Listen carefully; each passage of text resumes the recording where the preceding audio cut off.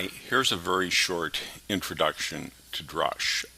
We're in a development environment in the sites directory. We're going to run a couple commands. First, we'll run just Drush by itself, D-R-U-S-H, and that gives us a nice list of commands that we can run. We're really going to concentrate right now on the ones that start with PM, but we're not actually going to use the full commands. We're going to use the list, which is SM, update, download, and enable are the ones that we're mostly interested in here. So let's just start with a list, which is Drush. So this should give us a list of modules. It gives us a nice little error of some sort. It doesn't much matter. So we've got our site. It looks pretty much up to date. And we can see that some things are enabled, disabled, or not installed at all. And the difference between disabled and not installed at all are pretty much that not installed is a module that has been uploaded but has never been installed. If it had been installed and then disabled, then it would say disabled. So moving on, let's just run the Drush update command. We're not going to really run the whole thing. We're just going to take a look and see what our status is. So here it gives us a list of, actually we're up to date, so we don't have to worry about it, but it gives us a list of the modules that are installed, and it tells us they're up to date. If they weren't, it would tell us that. So here we go. Now we're actually going to install a module, and we do this in two steps. First, we download it.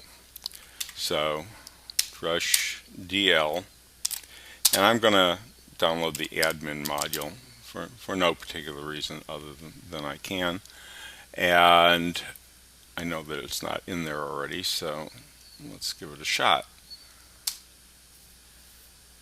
So okay, it downloaded that. It put in sites all modules, and you can override these to put things in different places, but for the most part we're just going to do this the easy way. And there's also some settings you have to deal with if you have multi-site, which we're going to have to deal with down the road, but I'll leave that. So right now we've downloaded that module.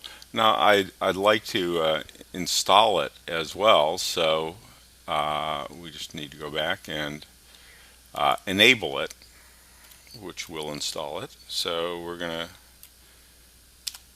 Drush en admin, and that's all it takes. It should hopefully enable. There's no yes, I mean it.